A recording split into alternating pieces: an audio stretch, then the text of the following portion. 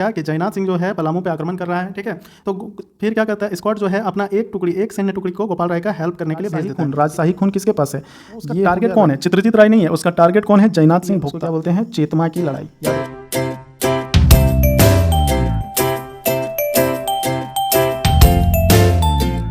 जय हिंद जवाहर दोस्तों, study for goals में आपका स्वागत है। मैं विकास मंडल। दोस्तों आज के क्लास में हम लोग देखेंगे चेरो विद्रोह, साथ ही हम लोग देखेंगे भोक्ता विद्रोह, ठीक है।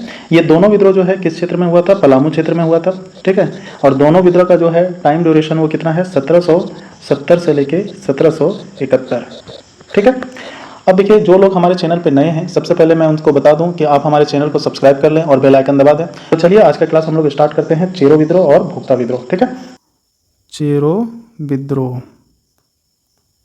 चेरो विद्रोह कब से कब तक हुआ था, 1770 से लेके 1771, ठीक है। अब इसके साथ हम लोग फिर क्या पढ़ेंगे, भोक्ता विद्रोह।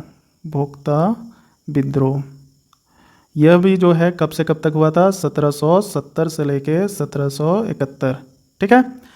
अब देखिए, थोड़ा सा ध्यान दीजिएगा अपने मेमोरी पे कि इससे पहले जो है एक क्लास लिया गया था, ठीक है, चेरो वंश से। चेरो वंश, ठीक है, चेरो वंश के बारे में हमने जो है एक क्लास पहले ले चुका हूँ। अगर आपको याद होगा तो उसमें जो है चेरो वंश के बहुत सारे राजा थे, ठीक है। और दूसरा बात ये क्या है कि चेरो वंश जो है किस क्षेत्र से संबंधित है, तो पलामू, गढ़वा और आपका जाके लातेहार, ठीक है। कुछ कुछ आपका चतरा वाला क्षेत्र में भी पाया जाता था, ठीक है। ये सब क्षेत्र में क्या है, आपका चेरो वंश संबंधित है, ठीक। अब देखिए, चेरो वंश में हम लोग कुछ कुछ राजा के बारे में पढ़े थे। जैसे आपका हो गया प्रताप राय, ठीक है, मेदिनी राय, साहेब राय, जयकृष्ण राय, ठीक है, रंजीत राय। इन सब राजाओं के बारे में हम लोग उस टाइम पढ़े थे। तो दोस्तों आप लोग सोच रहे होंगे कि इन राजाओं के बारे में क्यों यहाँ पे बताया जा रहा है। तो देखिए, इसके पीछे कारण है। चेरो विद्रोह होने के पीछे जो है सबसे बड़ा कारण क्या है कि ये जो चेरो विद्रोह जो है ये अंग्रेज़ों के द्वारा जो है लोगों को यहाँ पे सताया नहीं गया था। एक्चुअली चेरो विद्रोह होने का कारण क्या था, उत्तराधिकारी की लड़ाई। दो राजाओं के बीच क्या था, उत्तराधिकारी की लड़ाई। यानी कि कोई बोलता था कि हम इसके असली वारिस हैं और तो कोई दूसरा बोलता था कि हम इसके असली वारिस हैं, ठीक है। तो इसमें से क्या हुआ, एक व्यक्ति जो है वो अंग्रेज़ों से मिल गया, उसने क्या किया, अंग्रेज़ों की सहायता लिया। और यहाँ पर क्या होता है, अंग्रेज़ों का पदार्पण होता है पलामू गढ़वा वाला क्षेत्र में। और अंग्रेज़ लोग तो पहले से चाह रहे थे कि हम जो है पलामू के किला को किस तरह हथियाएं, तो उसको भी मौका मिल जाता है, ठीक है। तो चलिए इसको बहुत ही बारीकी से हम लोग समझेंगे, थोड़ा ध्यान दीजिएगा, आपको कड़ी दर कड़ी एकदम पूरा डिटेल से समझ में आ जाएगा कि कैसे यहाँ पे चेरो विद्रोह यानी कि कौन से राजा जो थे और कौन असली वारिस है, इसके बारे में आपको यहाँ से अच्छे से जानकारी प्राप्त हो जाएगी, ठीक है। तो देखिए, सबसे पहले हम लोग देखते हैं क्या कि एक राजा था आपका जाके रंजीत राय, रंजीत राय, और एक है आपका जयकृष्ण राय, जयकृष्ण राय। तो चेरो वंश के बारे में जब मैंने आपको पिछला वीडियो में बताया था तो आपको बताया होगा कि रंजीत राय का जो आपका टाइम ड्यूरेशन था 1716 से लेकर 1722 तक, ठीक है। फिर क्या होता है, 1722 में जयकृष्ण राय जो होता है रंजीत राय की क्या कर देती है, हत्या कर देती है, ठीक है। और ये क्या बन जाता है, राजा। जबकि ये दूसरे यानी कि राजशाही खून, राजशाही खून किसके पास है, ये हो गया रंजीत राय के पास राजशाही खून है, ठीक है। राजशाही खून मतलब समझ रहे हैं ना कि राजा का बेटा असली वारिस कौन था, रंजीत राय।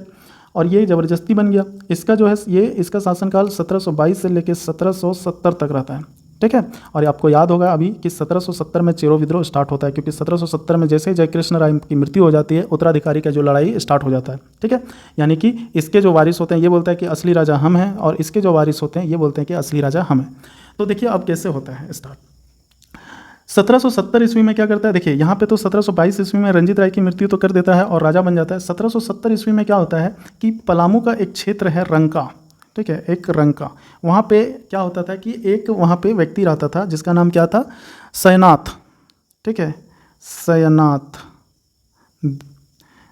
भोक्ता, ठीक है। इसकी हत्या कौन करवा देता है, जयकृष्ण राय। जयकृष्ण राय क्या करता है, सयनाथ की भोक्ता की क्या किया जाता है, इसको इसके द्वारा जो है सयनाथ भोक्ता जो है, सयनाथ सिंह भोक्ता बोलिए या फिर सयनाथ भोक्ता, सयनाथ सिंह भोक्ता को क्या क्या किया जाता है, जयकृष्ण राय के द्वारा क्या किया जाता है, हत्या करवा दिया जाता है, ठीक है। और इसका जो है भतीजा कौन रहता है, जयनाथ सिंह। जयनाथ सिंह समझ में आ रहा होगा आपको, धीरे धीरे लाइन में हम लोग आ रहे हैं, जयनाथ सिंह भोक्ता, ठीक। अब देखिए जयनाथ सिंह भोक्ता को इससे दुश्मनी हो जाती है और रंजीत राय का जो वारिस होता है, यानी कि इसका एक पौत्र रहता है, यानी कि पोता, इसका एक पौत्र रहता है जिसका नाम क्या रहता है, चित्रजीत राय। चित्रजीत राय, ध्यान दीजिएगा। अब देखिए चित्रजीत राय और जयनाथ सिंह भोक्ता में मिलन कैसे होता है। अब देखिए जयकृष्ण राय क्या करता है, रंजीत राय की जो है हत्या कर देता है 1722 में। इसका जो पोता रहता है जिसका नाम क्या रहता है, चित्रजीत राय, ठीक है। इसके पास तो सैन्य शासन यानी कि शक्ति नहीं रहती है, इसलिए ये चुप रहता है। लेकिन 1770 ईस्वी में जब रंका का जो है ठकुराई जो रहता है, यानी कि वहाँ का जो ठाकुर रहता है जिसका नाम क्या रहता है, सैनाथ सिंह भोक्ता, इसकी जब हत्या कर दिया जाता है किसके, जयकृष्ण राय के द्वारा, तो इसका जो भतीजा होता है जयनाथ सिंह भोक्ता जो है, ये भी इसके साथ इसका क्या हो जाता है, दुश्मनी हो जाता है।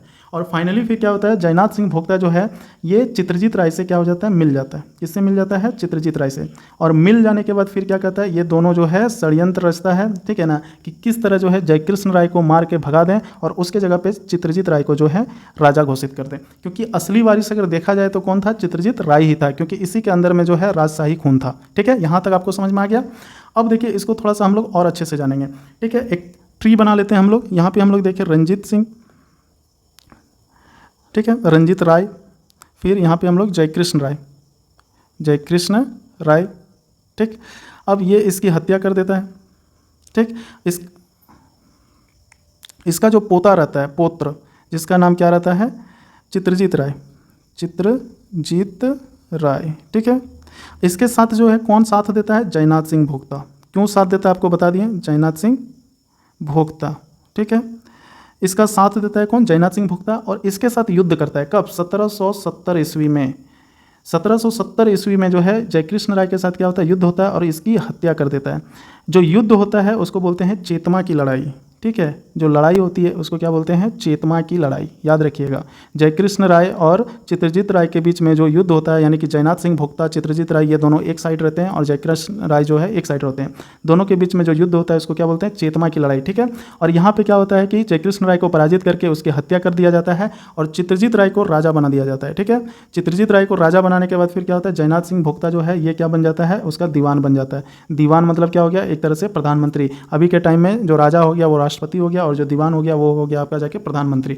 यहाँ तक आपको समझ में आ गया कि कैसे जयकृष्ण राय को मतलब कि हत्या करके चित्रजीत राय को यहाँ का राजा बना दिया जाता।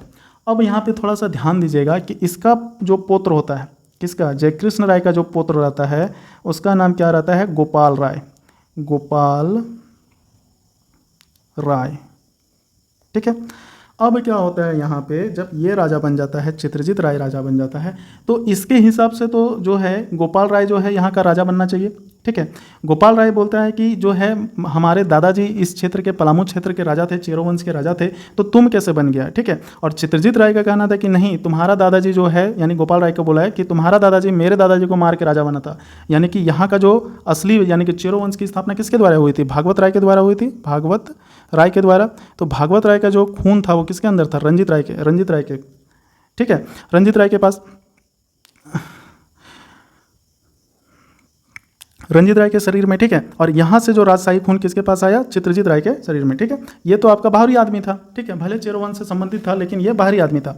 लेकिन फिर भी क्या, गोपाल राय जो है वो मानने को तैयार नहीं था, क्योंकि इसका राजा जो है पहले क्या हुआ था नहीं हुआ था उसको मतलब नहीं, लेकिन जयकृष्ण राय जो था वो क्या था, वहाँ का जो है राजा तो था।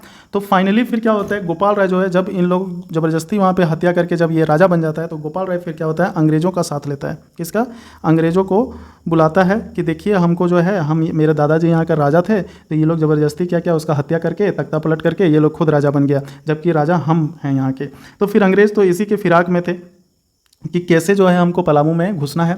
तो गोपाल राय का मदद करने के लिए अंग्रेज़ों ने हामी भर दी कि ठीक है हम तुम्हारा साथ देंगे, तो अगर तुम्हारे साथ इस तरह का अन्याय हुआ है तो हम तुम्हारे साथ हैं, और तुम जहाँ बोलोगे वहाँ हम अपना सैन्य टुकड़ी भेज देंगे, अपना अधिकारी भेज देंगे, तुम टेंशन नहीं लो, उसको हरा के तुम्ही को राजा बना देंगे। लेकिन इसके पीछे जो है अंग्रेज़ों की मंशा कुछ और ही थी, क्योंकि उसको पलामू के किला पर कब्जा भी करना था, ठीक है।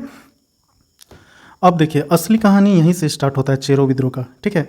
गोपाल राय के द्वारा अंग्रेज़ों से सहायता मांगना उत्तराधिकारी के लिए, और यहीं से आपका असली विद्रोह स्टार्ट होता है। गोपाल राय बोलता है कि देखिए चित्रजीत राय जो है वो एक तरह से क्या है, बहुत कमज़ोर आदमी है, वो एक तरह से कठपुतली है, ठीक है ना, उससे कुछ होने वाला नहीं है। वहाँ का जो मेन आदमी है वो कौन है, जयनाथ सिंह भोक्ता। आप उसको अगर अपने कंट्रोल में यानी कि अपने नियंत्रण में ले आते हैं तो फिर उसको बिना युद्ध के जो है आप पलामू पे क्या कर सकते हैं, कब्जा कर सकते हैं, ठीक है। अब देखिए दोस्तों, गोपाल राय जो था, ठीक है, इसने किससे हेल्प मांगी थी, हेल्प मांगी किससे, अंग्रेज़ों से। ठीक है, कि देखिए जो है चित्रजीत राय जो है मेरा दादाजी को मार के वो खुद राजा बन गया, जबकि राजा हमको बनना था। ठीक है, अब देखिए अंग्रेज लोग से जब गोपाल राय हेल्प मांगा तो अंग्रेज लोग तो खुद इस क्षेत्र पे जो है आपका पलामू वाला क्षेत्र पे खुद कब्जा करना चाह रहा था। अब देखिए गोपाल राय जब इसके पास आया अंग्रेजों के पास, ये तो और ज़्यादा प्रसन्न हो गया कि चलो अब हमको तो बुलावा आ गया, सामने से लोग बुला रहा है कि आज आइए हमारे क्षेत्र पर कब्जा कीजिए। तो गोपाल राय जो है अंग्रेज से जब हेल्प मांगा तो अंग्रेज लोग क्या हो गया, तुरंत हामी भर दिए। ठीक है, तुरंत बोल दिया कि हाँ ठीक है कोई दिक्कत नहीं है, हम तुम्हारा साथ देंगे। ठीक है, जैसे जैसे हम बोलेंगे वैसे वैसे तुमको करना होगा। ठीक है, तो फिर अंग्रेजों ने क्या किया, इसकी सिचुएशन जो है यानी कि इस जो पलामू क्षेत्र जो है इसकी सिचुएशन के बारे में उससे जानकारी मांगी कि बताओ कि वहाँ पे क्या क्या सिचुएशन है, कैसे हम लोग जो है वहाँ पे अपना जो है किस तरह से षड्यंत्र रचेंगे या फिर किस तरह से अपना जो है क्या बोलते हैं कि सैनिक वगैरह कितना लेके जाएंगे कि वहाँ पर हम लोग जीत हासिल कर सकें। तो गोपाल राय ही बताता है क्या कि वहाँ का जो राजा चित्रजीत राय जो है, चित्रजीत राय जो है ये इतना ज़्यादा मतलब सक्षम जो है राजा नहीं है। इसका साथ किसको मिला रहता है, जयनाथ सिंह भोक्ता को। तो आपका गोपाल राय बोलता है कि जयनाथ सिंह भोक्ता जो है इसको अगर अपने पाले में ले आते हैं, यानी इसको जो है अपने नियंत्रण में अगर हम ले आते हैं जयनाथ सिंह भोक्ता को, तो चित्रजीत राय जो है ऐसे ही हार जाएगा और पलामू पे जो है गोपाल राय यानी कि मेरा जो है वहाँ पे हम राजा बन जाएंगे। तो अंग्रेज़ अधिकारी वैसे ही करता है। अब देखिए अंग्रेज़ अधिकारी वहाँ पे उस समय कौन रहता है, अब देखिए हेल्प जो मांगा जाता है यहाँ पे बिहार यानी कि ये पटना काउंसिल से मांगा जाता है हेल्प, क्योंकि नज़दीक होता है पलामू से। मिदनापुर तो इतना दूर तो मिदनापुर तो जा नहीं पाएगा। उस समय यहाँ पे जो अंग्रेज़ अधिकारी होते हैं वो कौन होते हैं, कैमक। इसको जिम्मा दिया जाता है यहाँ पे पलामू में जो है किस अंग्रेज़ों का जो है यानी कि गोपाल राय का हेल्प करने का जिम्मा किसको दिया जाता है, कैमक को दिया जाता है। ठीक है, तो कैमक क्या करता है, जयनाथ सिंह भोक्ता को जो है एक लेटर लिख के भेजता है। ठीक है, एक लेटर भेजता है इसको जयनाथ सिंह भोक्ता को, और उसमें बोलता है कि देखो बाबू जयनाथ सिंह, हम जो है तुम जो है हमारे साथ मिल जाओ, नहीं तो पलामू छोड़ के भाग जाओ और चित्रजीत राय का साथ देना छोड़ दो, नहीं तो अच्छा नहीं होगा। हम जो है तुम्हारे ऊपर हमला करके तुमको बंदी बना के कहाँ ले जाएंगे, पटना ले आएंगे। ठीक है ना, या फिर तुमको जान से मरवा देंगे। तो जयनाथ सिंह क्या बोलता है कि ठीक है हम तो आपके साथ हो जाएंगे, लेकिन हमारा कुछ टर्म एंड कंडीशन है। अगर हमारे टर्म एंड कंडीशन को आप अगर फॉलो कीजिएगा तो फिर हम जो है ये पलामू वाला क्षेत्र को छोड़ के चले जाएंगे। तो फिर ये क्या करता है, अपना टर्म एंड कंडीशन किसके पास भेजता है, कैमक को भेजता है। ठीक है, कैमक क्या करता है, देखता है कि जयनाथ सिंह का जो टर्म एंड कंडीशन इस तरह से होता है कि इसके लिए ये एक्सेप्टेबल नहीं होता है, यानी कि जो अंग्रेज अधिकारी है यानी अंग्रेजों के हित में नहीं होता है। तो फाइनली फिर क्या होता है, इसके द्वारा कैमक के द्वारा जानता है कि आपको कोई रास्ता नहीं है। तो इस क्षेत्र में जब चित्रजीत राय और जगन्नाथ सिंह कहाँ है, इस क्षेत्र में पलामू में रहता है, पलामू के किला में। और फाइनली फिर क्या होता है, वो गोपाल राय के साथ मिलकर पलामू के किला पे धावा डाल देता है, धावा बोल देता है। धावा बोलने के बाद फिर क्या होता है, जयनाथ सिंह भोक्ता। अब देखिए यहाँ पे थोड़ा सा ध्यान दीजिएगा कि ये जो कैमक है, जो जेकब कैमक अंग्रेज अधिकारी है, वो उसका टारगेट कौन है, चित्रजीत राय नहीं है, उसका टारगेट कौन है, जयनाथ सिंह भोक्ता। वो जानता है कि यही प्रधानमंत्री है, यानी दीवान तो यही है ना, यही इसका रीढ़ का हड्डी है। अगर हम जयनाथ सिंह भोक्ता को यहाँ से खदेड़ दें या फिर उसको पकड़ के बंदी बना लें तो चित्रजीत राय जो है ऐसे ही हार जाएगा। तो टारगेट कौन था, जयनाथ सिंह भोक्ता था। ठीक है, अब देखिए यहाँ पे क्या होता है कि जयनाथ सिंह भोक्ता टारगेट था, तो भोक्ता जनजाति के लोगों का सपोर्ट किसके ऊपर था, जयनाथ सिंह पे था। तो जयनाथ सिंह के द्वारा क्या किया, एक अलग तरीके से विद्रोह किया गया जिसको हम लोग क्या बोलते हैं, भोक्ता विद्रोह। ठीक है, यानी कि भोक्ता जनजाति के लोगों के द्वारा जो विद्रोह किया गया उसको क्या बोलते हैं, भोक्ता विद्रोह। ठीक है, और यहाँ पे देखिए कि चित्रजीत राय के द्वारा जो है जयनाथ सिंह का हेल्प करना तो वाजिब ही था, उसका दीवान था। तो चित्रजीत राय के नेतृत्व में फिर क्या हुआ कि इसका जब हेल्प किया गया जयनाथ सिंह का, तो चित्रजीत राय किस वंश से थे, चेरो वंश से थे। तो चेरो लोगों का समर्थन किसको प्राप्त हुआ, जयनाथ सिंह को प्राप्त हुआ। तो चेरो लोग जो यहाँ पे विद्रोह किए, ठीक है, उसको हम लोग क्या बोलते हैं, चेरो विद्रोह। ठीक है, और दोनों क्या हुआ, एक साथ हुआ, एक ही जगह पे हुआ। तो याद रखिएगा कि भोक्ता विद्रोह भी 1770 से लेकर 1771 और चेरो विद्रोह भी 1770 से लेकर आपका 1771। अब देखिए यहाँ पे जब कैमक आता है, ठीक है, तो आपका जाके लगभग फरवरी और मार्च महीना 1771 में 2 महीनों तक यहाँ पे बहुत ज़्यादा मात्रा में क्या होता है, व्यापक स्तर पे क्या होता है, यहाँ पे विद्रोह होता है। और कैमक के द्वारा फाइनली क्या होता है, जयनाथ सिंह और जो चित्रजीत राय को जो है स्थिति ऐसी हो जाती है कि जयनाथ सिंह और चित्रजीत राय यहाँ से भाग के कहाँ चला जाता है, सरगुजा। कहाँ चल जाता है, सरगुजा। तो देखिए सरगुजा है कहाँ आपका, तो ये वाला इलाका, ये वाला जो इलाका है आपका, ये सरगुजा है। ठीक है, एक बार फिर से आपको मैं दिखा देता हूँ। देखिए ये जो आप देख रहे हैं ना, ये गढ़वा पलामू, ये वाला जो इलाका है ये आपका क्या है, सरगुजा। ठीक है, क्या है, सरगुजा है। ठीक है, इस क्षेत्र में क्या होता है, यहाँ से पलामू से इस क्षेत्र में भाग के आ जाता है अपना जान बचा के किसी तरह।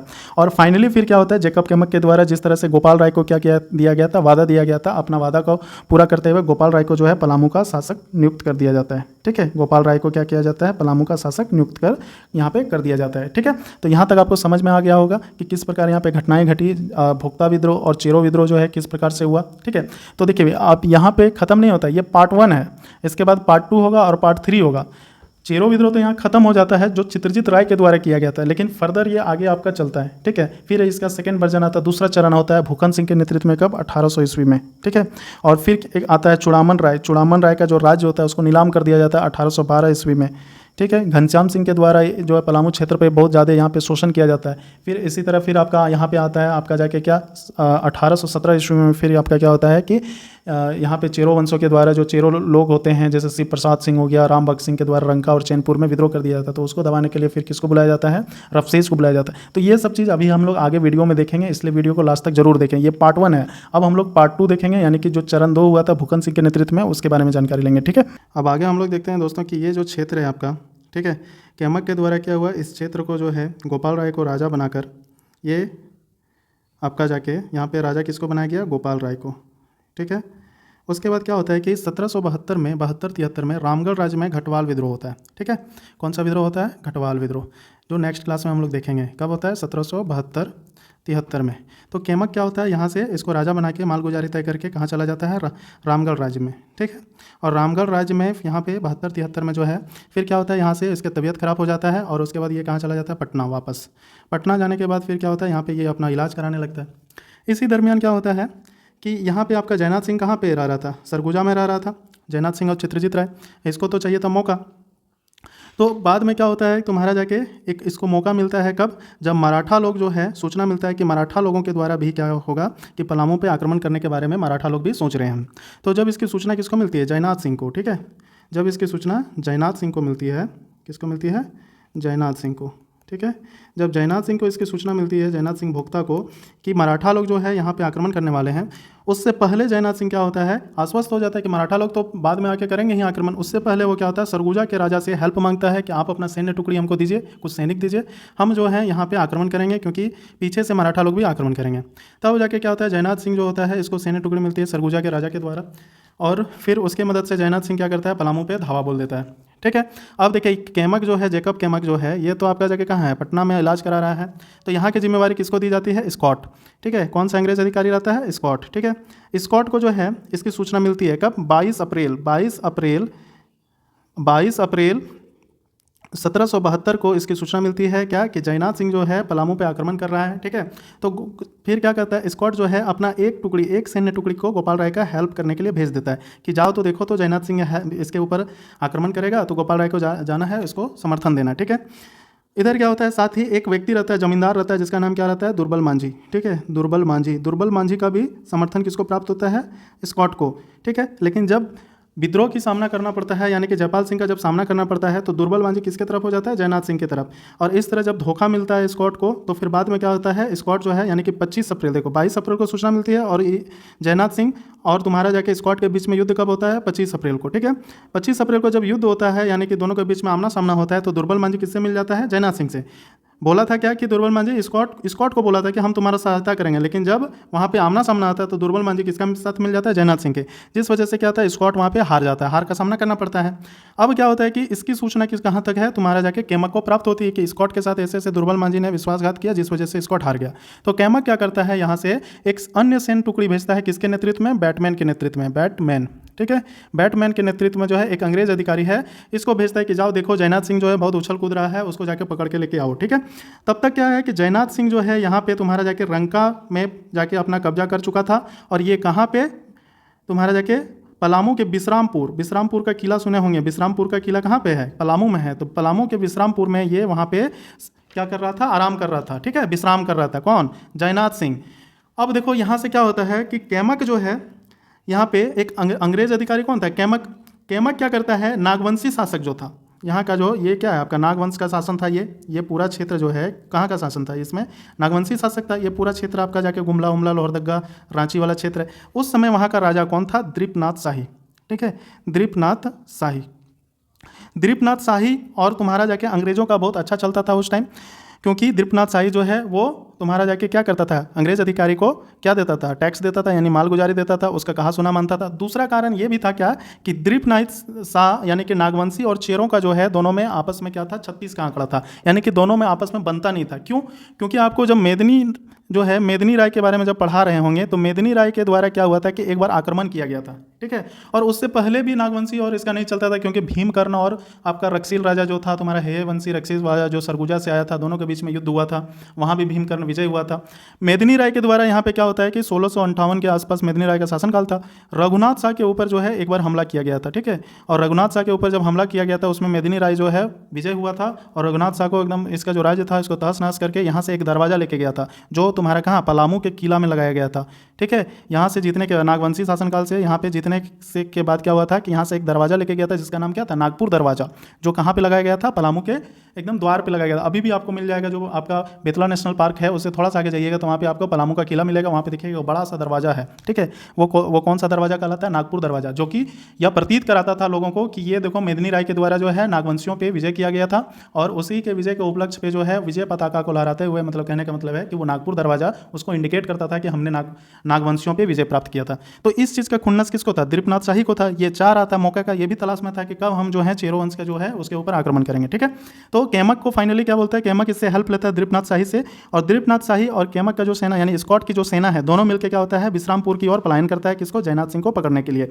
जयनाथ सिंह को जब इसकी सूचना मिलती है कि केमक और दीपनाथ शाही दोनों मिलकर हमको पकड़ने आ रहा है, तो ये विश्रामपुर से कहाँ भाग जाता है, खपरमंडा। कहाँ भाग जाता है, खपरमंडा, ठीक है। खपरमंडा तुम्हारा जाके इधर ही गढ़वा साइड एक जगह है, और जब पता चलता है कि खपरमंडा भाग गया है तो फिर सैन्य जो दीपनाथ शाही और इसका जो है केमक, ये स्कॉट की जो यानी बैटमैन की जो सेना है, बैटमैन इसका जो सैन्य टुकड़ी है, ये दोनों मिलकर फिर क्या होता है, खपरमंडा तक जाता है। तब तक वो क्या हो जाता है, सरगुजा भाग जाता है, ठीक है। सरगुजा जो है यहाँ पे जाके जहाँ से वो आया था वहाँ से फिर जयनाथ सिंह वहाँ पे भाग जाता है, ठीक है। उसके बाद जो है इतिहासकारों के द्वारा कहीं भी जिक्र नहीं किया गया है कि जयनाथ सिंह का फिर बाद में क्या हुआ नहीं हुआ, ठीक है। और फिर क्या होता है कि यहाँ पे मराठाओं का आक्रमण होता है। जयनाथ सिंह के सरगुजा वापस जाने के बाद मराठाओं का आक्रमण यहाँ पे होता ही है। फिर दीपनाथ शाही और बैटमैन की सेना दोनों मिलकर क्या होता है, मराठाओं को भी यहाँ से खदेड़ देता है, और ये पूरा जो है पलामू वाला जो क्षेत्र है, ये पूरा क्षेत्र क्या हो जाता है, फाइनली ये जो है शांत हो जाता है, ठीक है। अब देखिए इसके आगे हम लोग देखेंगे क्या कि जब इस तरह की घटना घटती है तब केमक को ऐसा लगता है कि गोपाल राय जो है अपने राज्य को सुरक्षित करने में असक्षम है, ठीक है। गोपाल राय को क्या लगता है कि केमक जो है अपने राज्य को सुरक्षित करने में असक्षम है। तब वो क्या करता है, काउंसिल को एक लेटर लिखता है, ठीक है। काउंसिल कौन, यानी कि ये देखिए ये जो है आपका केमक क्या है, केमक एक आपका एक एजेंट के तौर पर यहाँ पे है, ठीक है ना, एजेंट के तौर पे यहाँ पे काम कर रहा है। कहने का मतलब किसका, अंग्रेज़ों का। मेन तो यहाँ का जो गवर्नर होता है, अंग्रेज़ों का एक गवर्नर होता है जो आपका जाके कहाँ पे, बंगाल में होगा, वो उसको लिखता है, बंगाल का जो गवर्नर था उसको लेटर लिखता है कि देखिए ये जो है आपका जाके गोपाल राय जो है पलामू के राज्य को जो है पूरी तरह से क्या बोलते हैं सुरक्षित नहीं रखा जा सकता, तो क्यों ना इसके जगह पे जो है अन्य दो व्यक्ति हैं जिसका नाम क्या है, एक का नाम है गजराज राय, ठीक है, एक का नाम है क्या, गजराज राय, और दूसरा का नाम आपका जाके क्या है, सुगंध राय। इन दोनों को क्यों ना जो है पलामू के क्षेत्र का जो है दीवानी वसूलने यानी कि इसका राजस्व कलेक्ट करने, साथ ही साथ प्रशासन चलाने का अधिकार क्यों ना दे दिया जाए, क्योंकि गोपाल राय जो है असक्षम था। तो क्या करता है कि गोपाल राय को यहाँ से हटा के, ठीक है, ये जो आपका होता है जो क्या बोलते हैं जयनाथ सिंह के बाद गोपाल राय को यहाँ से हटा दिया जाता है राजपाट से, इसको राजा से हटा दिया जाता है, और ये पूरे पलामू क्षेत्र का जो है किसको दे दिया जाता है, गजराज राय को और सुगंध राय को जिम्मा दे दिया जाता है कि आपको जो है यहाँ से क्या करना है, राजस्व कलेक्ट करना है, यानी टैक्स वसूलना है। साथ ही प्रशासन की जो भी है आपका जाके जो भी प्रशासनिक तौर पे जो भी गतिविधि होगी उसका नियंत्रण कौन करेगा, ये दोनों करेगा, ठीक है, गजराज राय और सुगंध राय, ठीक है। और ये समय कब था, 1773 की बात ये हो रही है, ठीक है। 1773 में फाइनली ये डिसीजन हो जाता है, ठीक। उसके बाद फिर क्या होता है, इधर आपका जाके गोपाल राय जो है फाइनली फिर गोपाल राय के जो उत्तराधिकारी होते हैं यानी कि इसके जो रिश्तेदार होते हैं, इसका क्या करता है, अवहेलना करता है कि नहीं ऐसा नहीं होना चाहिए, हम राजा हैं तो हम ही को यहाँ का ये देना चाहिए, हम फिर आगे से ऐसा गलती नहीं करेंगे। लेकिन ऐसा वो लोग नहीं मानता है, यही दोनों को देता है। और फिर फाइनली फिर जब नहीं मानता है तो गोपाल राय को एक केस में क्या करता है, फंसाकर इसको जेल भेज दिया जाता है। कौन सा केस, हत्या के केस में इसको क्या कर दिया जाता है, जेल भेज दिया जाता है, ठीक है, जेल भेज दिया जाता है। जहाँ पर क्या होता है 1784 ईस्वी में, कहाँ 1784 ईस्वी में क्या हो जाता है, गोपाल राय की मृत्यु हो जाती है। ठीक है। तो दोस्तों अभी तक आपने देखा क्या कि केमक की सेना ने किस तरह जो है चेरो वंश के राजाओं को सबसे पहले चित्रजीत राय को हराया और फिर गोपाल राय को वहाँ का राजा बनाया। फिर जयनाथ सिंह के द्वारा जब दोबारा हमला किया गया तो किस तरह स्कॉट ने जो है और दृपनाथ शाही ने जयनाथ सिंह को पुनः सरगुजा वापस भेज दिया। और सरगुजा वापस भेजने के बाद जब केमक को लगा कि गोपाल राय पलामू के क्षेत्र को मतलब सुरक्षित करने में असक्षम है, तो फिर गोपाल राय को भी यहाँ से हटा के उसने क्या किया, जेल में डलवा के 1784 में वहाँ पे उसकी क्या हो गई, मृत्यु हो गई। और वहाँ पे किसका दिया गया, गजराज राय और सुगंध राय के नेतृत्व में पलामू में क्या किया गया, राजस्व कलेक्ट करने का इन दोनों को क्या दिया गया, अधिकार दिया गया। साथ ही वहाँ की प्रशासनिक इकाई जो है किसके नियंत्रण में रहेगी, गजराज राय और सुगंध राय। ठीक है। अब आगे हम लोग देखते हैं क्या है कि गोपाल राय जो है, गोपाल राय की मृत्यु कब हो जाती है, 1784 में मृत्यु हो जाती है। ठीक है। तो गोपाल राय की जब मृत्यु हो जाती है तो इसके जो रिलेटिव थे ये लोग फिर क्या करने लगते हैं, विद्रोह करने लगते हैं। इसके जो रिलेटिव हैं ये विद्रोह करने लगते हैं कि नहीं ये राजा था, आप ये लोग जो हैं जानबूझ के केस में फंसा के इसको मरवा दिए हैं, तो यहाँ जो सुगंध राय है और गजराज राय है इसका कोई अधिकार नहीं है इस क्षेत्र में प्रशासनिक कार्य करने का, राजस्व कलेक्ट करने का। फाइनली फिर देखता है कि जब विद्रोह की मतलब कि ये होने लगता है कि नहीं अब क्षेत्र में विद्रोह हो जाएगा, तो फिर क्या होता है, गोपाल राय का जो भाई रहता है, ठीक है, जिसका नाम क्या रहता है, बसंत राय, ठीक है, इसको वहाँ का उत्तराधिकारी नियुक्त कर दिया जाता है। और तुम्हारा जाके जो तुम्हारा सुगंध राय जो है, सुगंध राय और गजराज राय का जो भाई रहता है छत्रपति राय, ठीक है, छत्रपति राय को इसको क्या कर दिया जाता है, सुगंध राय को देवगन, ठीक है, और छत्रपति राय को जो है विश्रामपुर, ठीक है, विश्रामपुर का क्या कर दिया जाता है, इसको दीवान नियुक्त कर दिया जाता है। यानी कि ये लोगों को, ताकि ये लोग भी जो है विद्रोह ना करें। यानी कि संपूर्ण पलामू क्षेत्र से क्या कर दिया जाता है, इन दोनों को विस्थापित करके कहाँ पे ले जाया जाता है, एक को देवगन का क्षेत्राधिकार सौंप दिया जाता है, एक विश्रामपुर का क्षेत्राधिकार सौंप दिया जाता है। ठीक है, कि उस क्षेत्र में आप लोग जो है अपना मतलब जो भी राजस्व कलेक्ट कीजिए या फिर प्रशासनिक इकाई को देखिए। और पूरे पलामू क्षेत्र में किसको, बसंत राय को इसका उत्तराधिकारी नियुक्त कर दिया जाता है, किसके द्वारा, अंग्रेजों के द्वारा। लेकिन क्या होता है कि बसंत राय जो है ये क्या होते हैं, अल्पआयु होते हैं, ठीक है, अल्पआयु होते हैं, यानी कि इसका उम्र नहीं होता है, इसके सोचने समझने की शक्ति उतनी नहीं होती है कि वो इस पूरे पलामू क्षेत्र को चला सके। तो फिर क्या होता है कि गोपाल राय का जो एक और भाई होता है, सौतेला भाई, गोपाल राय का एक और भाई रहता है सौतेला भाई, जिसका नाम क्या रहता है, चूड़ामन राय, चूड़ामन राय, ठीक है, चूड़ामन राय को यहाँ का उत्तराधिकारी नियुक्त कर दिया जाता है। किसके, बसंत राय जब यहाँ पे नहीं बनता, देखता है कि अल्पआयु है, ये बच्चा है, इससे नहीं होगा, तो चूड़ामन राय को यहाँ का उत्तराधिकारी नियुक्त कर दिया जाता है। ये जो है कब, 1784-85 की बात है, ठीक है, 1784-85। अब चूड़ामन राय का भी उम्र उतना ज़्यादा नहीं रहता है, तो इसके जगह पे कौन देखता है इसका कार्यभार, सी प्रसाद सिंह, ठीक है, सी प्रसाद सिंह। सी प्रसाद सिंह कौन होता है, चूड़ामन राय का दीवान रहता है। ठीक है, चूड़ामन राय जो है क्या करता है, चूड़ामन राय को जो जब सौंप दिया जाता है तो इसकी कमान कौन ले लेता है, सी प्रसाद सिंह ले लेता है। सी प्रसाद कौन रहता है, चूड़ामन राय का दीवान रहता है। ठीक है, और फिर क्या होता है, आधिकारिक तौर पे 1795 ईस्वी में, कब, 1795 ईस्वी में आधिकारिक तौर पे चूड़ामन राय जब उसका एक एज हो जाता है, सोचने समझने की शक्ति हो जाती है, तो आधिकारिक तौर पे यानी ऑफिशियली जो है चूड़ामन राय को जो है पलामू का जो है राजा घोषित कर दिया जाता है। ठीक है, और फिर जब यहाँ का राजा घोषित कर दिया जाता है तो श्री प्रसाद सिंह जो है इसका दीवान रहता है, उसको रंका का क्षेत्र दे दिया जाता है। कौन सा क्षेत्र दे दिया जाता है, रंका का क्षेत्र में इसको दीवान घोषित कर दिया जाता है, या फिर रंका के क्षेत्र में कौन देखता है, आपका जाके श्री प्रसाद सिंह देखता है। अब देखिए क्या होता है कि 95 से 1800 ईस्वी तक तो बहुत स्मूथली चलता है, कोई किसी प्रकार का दिक्कत नहीं होता है। 1800 ईस्वी में क्या होता है, एक व्यक्ति रहता है भूखन सिंह, भूखन सिंह, ठीक है, यह क्या होता है कि ये एक जमींदार होता है। ठीक है, जमींदार होता है तो अंग्रेज अधिकारी क्या करते हैं, इसका जो क्षेत्राधिकार होता है, ठीक है, क्षेत्राधिकार कहने का मतलब हो गया कि जमींदार लोग का क्या करना था, वो एक बिचौलिए के तौर पे काम करता था, यानी कि वो ज़मीन किसी और का, टैक्स किसी और से लेना और राजा को देना। ठीक है, ज़मीन राजा का, उसमें काम कौन करता था, कृषक लोग, टैक्स कलेक्ट करने का काम कौन करता था, जमींदार। तो आपका जाके कृषक से मान लीजिए कि राजा को उसको 10 रुपया देना, कृषक से लिया 20 रुपया, तो 10 रुपया उसको प्रॉफिट होता था। तो यहाँ पे अंग्रेज लोग क्या कर दिए कि डायरेक्ट टैक्स अब क्या करने लगे, या तो राजा कलेक्ट करके देने लगे या फिर डायरेक्ट वो कृषक से लेने लगे। जमींदारी को क्या किया, यहाँ से उठा के फेंक दिया। तो उसमें से आपका क्या था, एक प्रताड़ित कौन था, भूखन सिंह।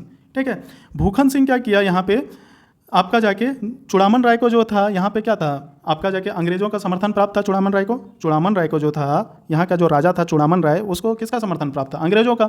चूड़ामन राय जो है वो जमींदार से टैक्स कलेक्ट नहीं करवा के वो खुद क्या करता था, कृषक से टैक्स कलेक्ट करता था और तुम्हारा जाके क्या करता था, अंग्रेजों को टैक्स देता था, यानी कि जमींदारी प्रथा खत्म कर दिया था। इससे क्या हुआ कि फूकन सिंह आग बबूला हो गया और 1800 ईस्वी में क्या किया इसने, वहाँ पे विद्रोह कर दिया और रंका का जो क्षेत्र है, श्री प्रसाद सिंह जहाँ पे रहता था, उस रंका के क्षेत्र को उसने कब्जा कर लिया अपने में। तब जाके चूड़ामन राय ने किसकी सहायता मांगी, अंग्रेजों से सहायता मांगी। अब अंग्रेज में आपका कौन अधिकारी आया, कर्नल जॉन्स। ठीक है, कौन आया फिर, कर्नल जॉन्स। ठीक है, कर्नल जॉन्स आता है 1802 ईस्वी में, और 1802 ईस्वी में क्या होता है, भूखन सिंह जो था ये, ठीक है, इसको मार के क्या होता है, भगा देता है। कुछ कुछ बुक में लिखा रहता है कि भूखन सिंह को जो है कर्नल जॉन्स के द्वारा पकड़ के मार दिया जाता है, फांसी दे दिया जाता है, और कुछ कुछ क्षेत्र में लिखा, कुछ कुछ बुक में लिखा है क्या कि भूखन सिंह को जो है उसको क्या करता है, यहाँ से मार के भगा देता है। 1802 ईस्वी में क्या होता है कि जॉन्स जो है उसको भूखन सिंह को मार के यहाँ से भगा देता है, और फिर क्या होता है कि 1803 ईस्वी में जो है जॉन्स की मृत्यु हो जाती है यहीं पर। कर्नल जॉन्स जो है इसकी 1803 ईस्वी में खुद की मृत्यु हो जाती है, ठीक है। फिर क्या होता है कि यहाँ पे आपका जाके ये अंग्रेज अधिकारी बोलता है किसको, चूड़ामन राय को, कि अब देखो हम तुम्हारा सहायता नहीं कर पाएंगे, तुम लोग यहाँ पे जितने भी राजा हो, गोपाल राय हो या फिर तुम हो, परेशान कर दिया है, कुछ भी होता है तुरंत अंग्रेज़ों का सहायता चाहिए, हम लोग का और कुछ काम धाम है कि नहीं। तो अब क्या करो, तुम अपना क्षेत्र को जो है खुद ही देखो, अब यहाँ पे कोई भी अंग्रेज़ अधिकारी जो है तुम्हारा सहायता करने के लिए नहीं आएगा, ठीक है। इतना कहकर चूड़ामन राय को यहाँ से क्या होते हैं, जितनी भी सैन्य टुकड़ियाँ थी वो वापस चली जाती है, और पूरा क्षेत्र जो है चूड़ामन राय के ऐसे ही छोड़ दिया जाता है कि आप अपने स्तर से देख लीजिए आपको कैसा शासन चलाना है, ठीक है। अब आगे देखिए यहाँ पे क्या होता है, इस क्षेत्र में जो है आपका जाके ये क्षेत्र का राजा अभी फिलहाल के तौर पे कौन था, चूड़ामन राय, ठीक है। चूड़ामन राय को जब आदेश दिया जाता है कि इस क्षेत्र का रक्षा आपको स्वयं करना है, जो भी आक्रमणकारी आते हैं, मराठा आए या फिर कोई भी आपका दूसरे जैसे नागवंशी आए या फिर कोई भी मुस्लिम आक्रमणकारी अगर आक्रमण करे तो इसका रक्षा आपको स्वयं करना है। अब अंग्रेज अधिकारी या फिर ब्रिटिश ईस्ट इंडिया कंपनी जो है इसकी जिम्मेवारी नहीं लेती है, ठीक है। इतना कहकर यहाँ से वो लोग चले जाते हैं। अब चूड़ामन राय जो है 1803 ईस्वी के बाद अकेला पड़ जाता है। अकेला पड़ने के साथ साथ क्या होता है कि इसको टैक्स भी तो देना है, भले यहाँ से अंग्रेज अधिकारी चला गया लेकिन इसको राजस्व तो देना ही है यहाँ पे अंग्रेजों को, ठीक है। तो अब क्या होता है कि चूड़ामन राय में क्या होता है कि वो अपने सैनिकों के ऊपर उतना ज़्यादा मतलब कि कंट्रोल नहीं कर पाता है, जिस वजह से, और साथ ही साथ क्या होता है इस क्षेत्र में अकाल भी पड़ जाता है उस टाइम, जिस वजह से क्या होता है कि इसकी जो है राजकोष, ठीक है, यानी कि राजकोष क्या होता है धीरे धीरे आपका मतलब कि कोष जो है, जो मतलब कि टैक्स करने की मतलब टैक्स वसूलने की जो शक्ति है, यानी टैक्स ठीक से नहीं वसूल पाता है, कोष जो है इसका खाली हो जाता है, और जिस वजह से क्या होता है कि यहाँ पे वो अंग्रेज़ों को क्या होता है कि सालाना जो वार्षिक मालगुजारी तय की गई थी वो अंग्रेज़ों को यहाँ पे पटना काउंसिल जो के प्रति जो उत्तरदायी था, इसको पटना में जो अंग्रेज लोग रहते थे उसको वो टैक्स नहीं दे पाता है, और जिस वजह से 1812 ईस्वी में क्या होता है कि इसके राज्य यानी पलामू क्षेत्र के राज्य को नीलाम करने की घोषणा की जाती है। कब, 1812 ईस्वी में अंग्रेजों के द्वारा तय किया जाता है कि चूड़ामन राय के जो राज्य है पलामू क्षेत्र को नीलाम कर दिया जाए, ठीक है। लेकिन क्या होता है फिर क्या कि 1815 ईस्वी में एक अंग्रेज अधिकारी रहता है जिसका नाम क्या रहता है, रॉबर्टसन। रॉबर्टसन को दया आ जाती है कि नहीं छोड़ दीजिए, ये किसी तरह पैसा दे देगा आपको मालगुजारी, कि छोड़ दीजिए ये राजा है, इसका अगर पलामू क्षेत्र को नीलाम कर दीजिएगा तो फिर ये जो है कैसे अपना मतलब गुजर बसर करेगा। लेकिन फिर अंग्रेज अधिकारी नहीं मानते हैं, और पूरी तरह से फिर क्या होता है कि यहाँ पे 1815 में जो है पूरी तरह से क्या होता है कि नीलामी की घोषणा की जाती है कि अब जो है पलामू क्षेत्र जो है वो कोई भी जो है ऊंचा दाम लगा के अगर कोई हमको मालगुजारी जिसमें हम सेटिस्फाइड हो जाए हैं अगर वो देता है तो हम इसको क्या कर देंगे, नीलाम कर देंगे, ठीक है।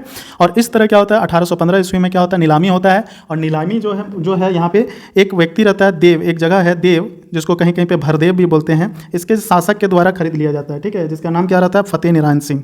फतेह नारायण सिंह, फतेह नारायण सिंह के द्वारा 1815 ईस्वी में क्या होता है, इस पूरे क्षेत्र को क्या कर लिया जाता है, इस पूरे क्षेत्र यानी पलामू के क्षेत्र को क्या किया जाता है, नीलामी में खरीद लिया जाता है, ठीक है। जिससे क्या होता है कि यहाँ से चेरो वंश का खात्मा हो जाता है, यानी चेरो वंश यहीं से आपका क्या हो जाता है, फिनिश, ठीक है। यहाँ तक आपको समझ में आ गया। अब देखिए यहाँ पे क्या होता है कि जब इस पूरे क्षेत्र पे फतेह नारायण सिंह का नीलामी हो जाता है, कुछ समय के बाद फिर क्या होता है, फतेह नारायण सिंह की मृत्यु हो जाती है। फतेह नारायण सिंह की क्या हो जाती है, मृत्यु हो जाती है। मृत्यु के उपरांत इसका बेटा का नाम क्या रहता है, घनश्याम सिंह, ठीक है, घनश्याम सिंह, घनश्याम सिंह।